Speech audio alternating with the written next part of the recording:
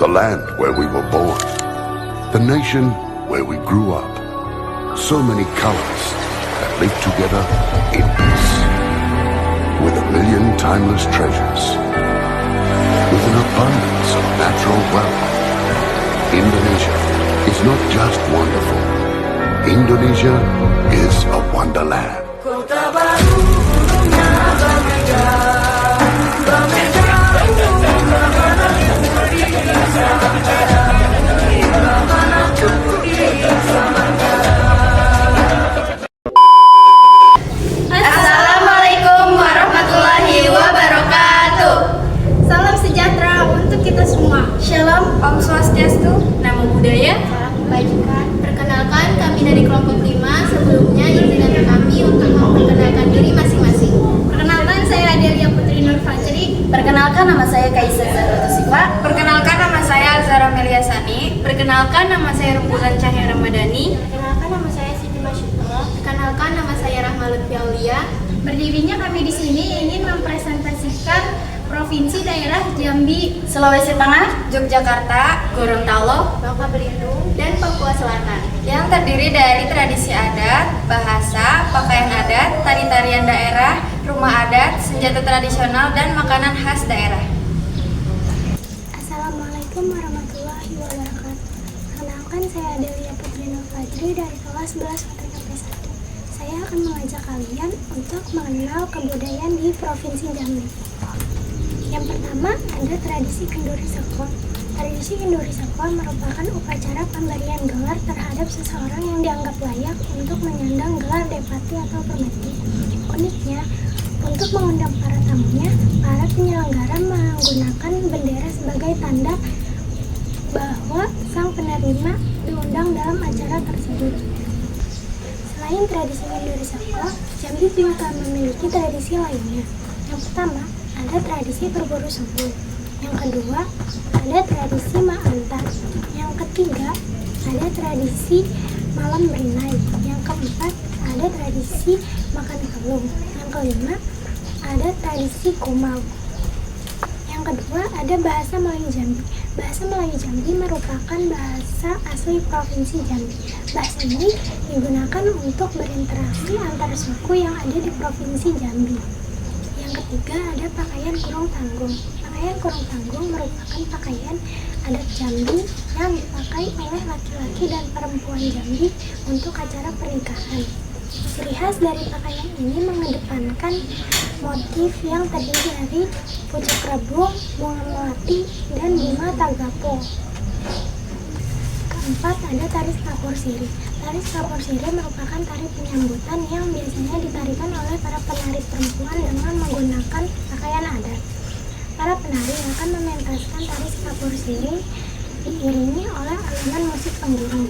Para penari akan menampilkan ragam gerakan tari kapur siri dengan lembut dengan membawa properti berupa cerana atau wadah untuk persembahan. Kelima, ada rumah adat Kajang Laut. Rumah adat ini merupakan rumah adat yang didirikan oleh suku Batin. Suku ini dikenal memiliki pendirian yang sangat kuat untuk mempertahankan adat istiadat mereka yang diwariskan secara turun-temurun oleh generasi pendahulu. Keenam, ada senjata tradisional keris Siginjai. Keris Siginjai merupakan lambang Provinsi Jambi. Keris ini memiliki 3 bagian utama, yaitu hulu, bilah, dan kerangka. Hulu didekorasi dengan kepala menjorok yang mempermudah pegangan. Mendak berbentuk kembang teratai menghiasi hulu dengan 16 garis dan 16 permata di atasnya. Ketujuh, ada makanan khas gulai tepe ikan. Tepe ikan merupakan makanan khas Jambi berupa perpaduan antara sagu tani dan ikan gabus atau ikan tenggiri yang direbus kemudian digulai. Dinamakan tepe ikan. Makanan ini dibuat dengan cara ditepe atau dipipihkan dalam bahasa Jambi. Assalamualaikum warahmatullahi wabarakatuh. Perkenalkan, nama saya Alzara Meliasani dari kelas 11 OTKP 1. Di sini saya akan mempresentasikan provinsi dari daerah Yogyakarta, Yang pertama ada tradisi. Tradisi Yogyakarta yaitu Grebeg Sekaten. Upacara Sekaten merupakan tradisi tahunan yang digelar untuk memperingati Maulid Nabi Muhammad SAW. Dilaksanakan pada setiap bulan Rabiul Awal. Grebeg Sekaten menjadi puncak dari serangkaian upacara adat Sekaten yang biasanya diadakan selama sebulan. Keluarga keraton diwajibkan mengikuti pembacaan riwayat hidup Rasulullah SAW yang disampaikan oleh abdi dalam. Selanjutnya, Sultan menyebarkan udik-udik sebagai bentuk sedekah kepada masyarakat. Pada hari Grebeg Sekaten, terdapat gunungan yang akan diperebutkan bersama oleh masyarakat yang hadir dalam perayaan Sekaten. Upacara Sekaten sendiri merupakan bagian dari upaya Sultan untuk berdakwah dan mengajak masyarakat agar hidup dengan toleransi. Selain Grebeg Sekaten, ada juga tradisi lainnya, yaitu Saparan Bekakak, Nguras Ence, Grebeg Syawal, Jamasan Pusaka, Labuhan, Merti Code, Tumplak Wajik, Tunggal Wulung, Gejok Lesung, Nyandran, dan yang terakhir Rebo Pungkasan. Yang kedua, yaitu ada bahasa. Bahasa Yogyakarta yaitu bahasa yang digunakan dalam kehidupan sehari-hari. Menggunakan bahasa kromo. Bahasa kromo adalah salah satu tingkatan bahasa dalam bahasa Jawa. Bahasa ini menggunakan kata kromo. Pemakaiannya digunakan untuk berbicara dengan orang yang dihormati, orang yang lebih tua, dan orang yang belum akrab. Yang ketiga ada pakaian adat Yogyakarta. Pakaian adat Yogyakarta yakni untuk pakaian adat wanita adalah kebaya Yogyakarta. Ciri khasnya adalah kain beludru yang cenderung berwarna hitam, bentuknya pas di tubuh dengan bawahan jarik, biasanya dengan sanggul, perhiasan, dan alas kaki berupa selop. Dahulu, kebaya Yogyakarta hanya digunakan oleh perempuan dari kalangan priayi, namun sekarang sudah bebas. Untuk kaum pria biasanya dikenakan pakaian adat surjan. Surjan adalah lurik atau model kemeja berlengan panjang. Kainnya memiliki tekstur tebal dengan motif vertikal, berwarna gelap, dan dilengkapi dengan kancing. Biasanya surjan jenis ini dipakai pejabat dan kalangan bangsawan keraton. Ketika dikenakan, surjan dipadukan dengan jarik dan blangkon. Yang keempat, ada tari-tarian daerah. Tari-tarian daerah Yogyakarta yakni ada tari serimpi. Tari serimpi atau lengkapnya tari serimpi Sangupati. Tari ini dianggap sakral dan suci karena hanya ditampilkan di kawasan keraton dan menjadi bagian ritual. Tari serimpi diambil dari kata sri yang berarti raja dan impi yang berarti mimpi atau angan-angan. Tari ini menggambarkan mimpi seorang raja yang ingin diwujudkan. Tari-tariannya dimainkan oleh 4 orang, perempuan yang telah terpilih untuk menampilkannya. Gerakan tari serimpi memiliki pola halus, tenang, semeleh, menep, hening, dan wingit. Makna yang disampaikan melalui gerakannya adalah kesopanan, budi pekerti, serta lemah lembut yang menjadi karakter wanita Jawa. Selain tarian serimpi, ada juga tari-tarian lainnya, yaitu tari kelana alus, tari beksan lawung ageng, tari golek ayun-ayun, tari bedaya semang, tari golek menak, tari golek lambang sari, tari satria watang, tari langen asmoro, tari angguk, tari beksan Sri Kandi Suradewati, tari kumbang, tari tayub, tari beksan eteng. Yang kelima ada rumah adat. Rumah adat Yogyakarta yakni rumah adat joglo. Rumah adat joglo merupakan rumah tradisional yang memiliki material utama dari kayu jati. Joglo sendiri berasal dari kata tajuk loro atau disebut juga juglo, yang artinya dua gunung. Gunung adalah tempat yang tinggi dan sakral. Bangunan rumah joglo maka akan ditemukan dua gunung yang dapat dilihat dari bentuk atap rumah joglo. Yang selanjutnya yaitu keenam, ada senjata tradisional. Senjata tradisional Yogyakarta yaitu keris. Keris merupakan senjata tradisional khas Yogyakarta yang digunakan dengan cara menghunus bilahnya pada pertarungan jarak dekat. Bentuk keris biasanya berlekuk dengan gagang dan dibawa dengan dimasukkan ke dalam ruangkannya. Selain keris, ada juga senjata lainnya yakni patrem, tombak, cangkol, badil, plinteng, wedung, cangguh, condroso, tulup, dan tameng. Yang terakhir, yaitu yang ketujuh, ada makanan khas daerah Yogyakarta. Makanan khas Yogyakarta yakni gudeg. Gudeg merupakan makanan yang menjadi ikon utama daerah istimewa Yogyakarta, adalah gudeg. Nama gudeg didapat dari istilah Jawa hangudeg. Istilah hangudeg memiliki arti proses mengaduk. Sebagai makanan khas Yogyakarta, gudeg merupakan salah satu olahan yang banyak dipilih untuk dijadikan oleh-oleh. Seiring dengan perkembangan zaman, pengemasan gudeg juga semakin beragam. Ada yang dikemas dengan besek, daun pisang, dan kendil. Selain itu, karena gudeg merupakan makanan basah dan cepat basi, muncul ide untuk menjadikan gudeg sebagai makanan kalengan agar tidak cepat basi. Selain gudeg, ada juga makanan khas daerah Yogyakarta lainnya, yaitu sate kelatak, berongkos, gatot dan tiwul, wajik, apem, kipo, jenang, garut, geplak, yangko, wedang ronde, dan yang terakhir ada wedang uwuh. Cukup sekian presentasi provinsi daerah dari Yogyakarta. Mohon maaf apabila saya ada kesalahan kata. Mohon dimaafkan. Wassalamualaikum warahmatullahi wabarakatuh.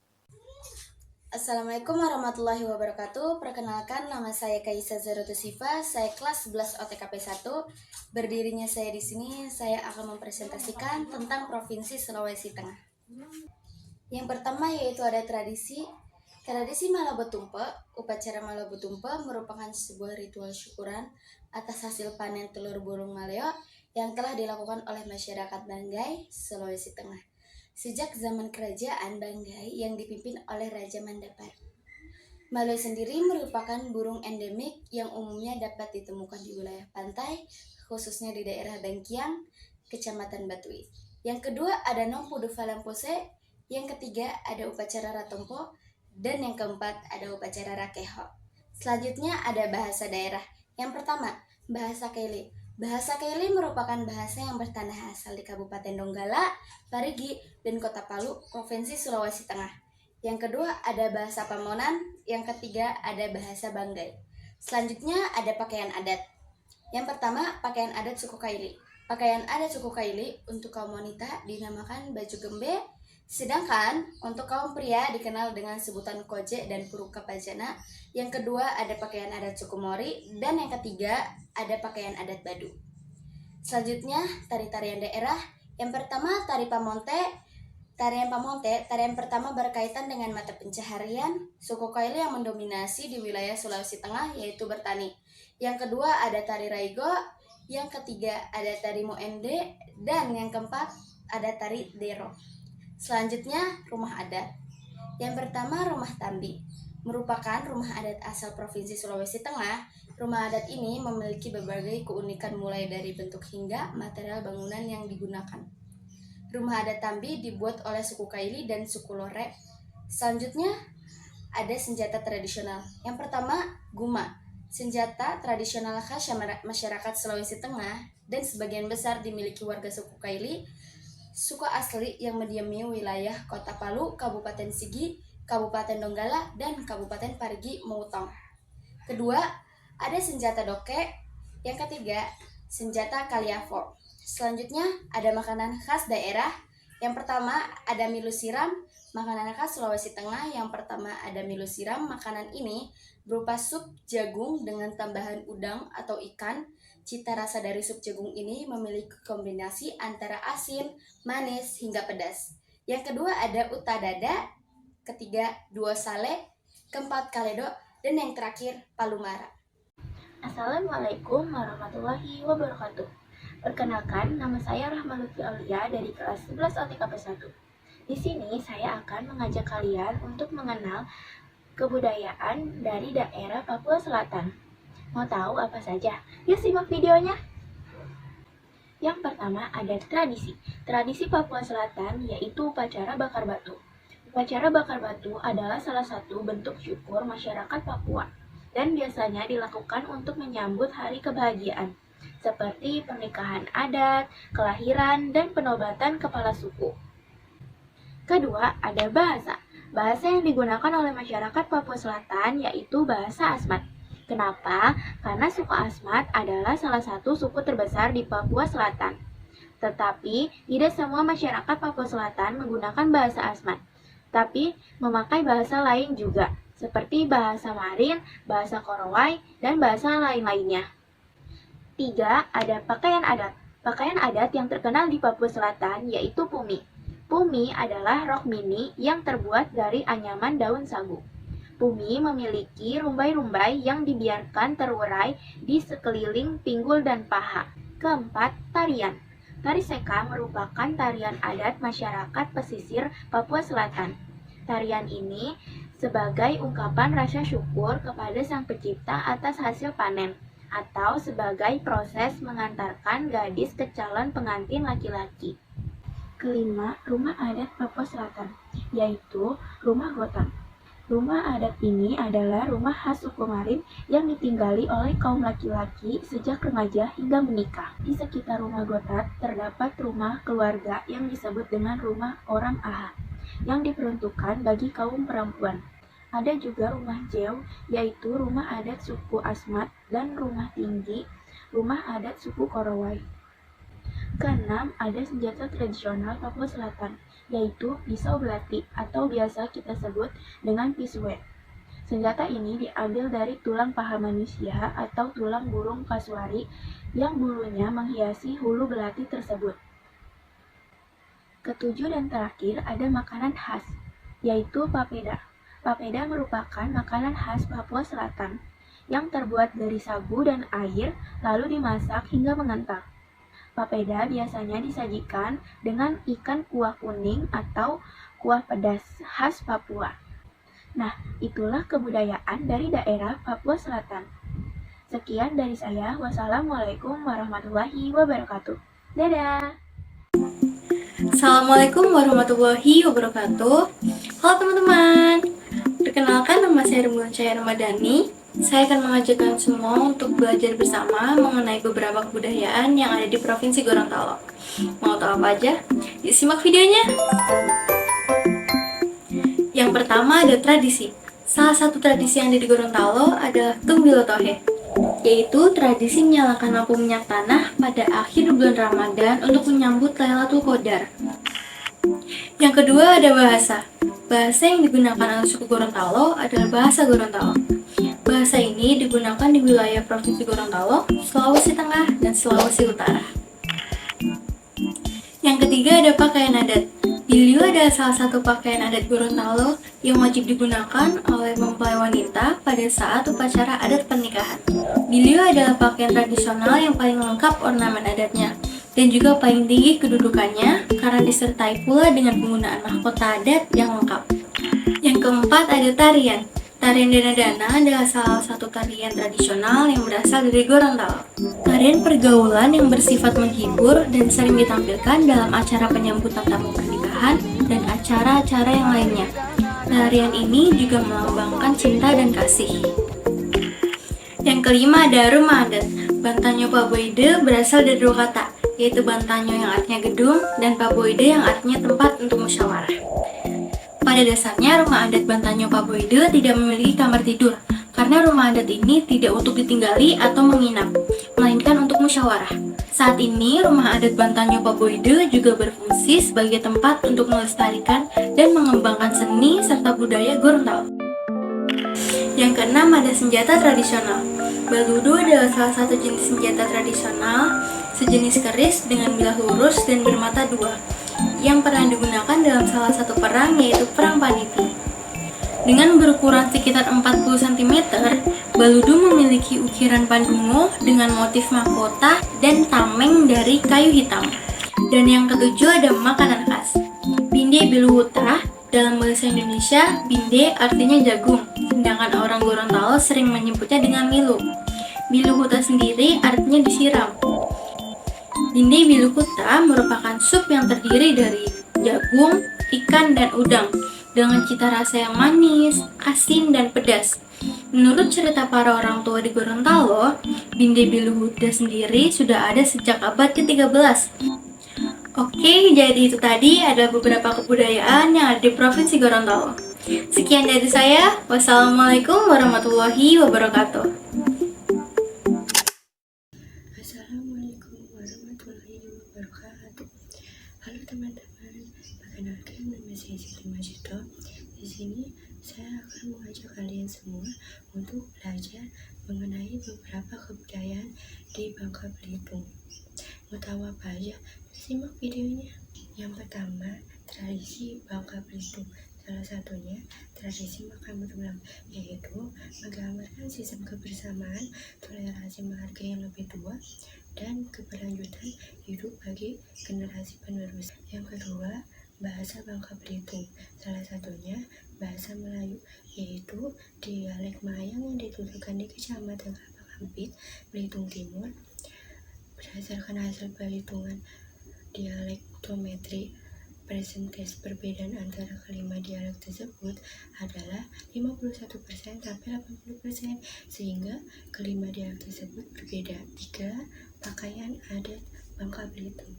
Salah satunya baju setting. Baju setting merupakan pakaian adat yang digunakan khusus oleh wanita. Baju setting adalah baju kurung Bangka Belitung yang berwarna merah dan terbuat dari kain baludru atau kain sutra. Yang keempat, tarian adat Bangka Belitung. Salah satunya tari kampak.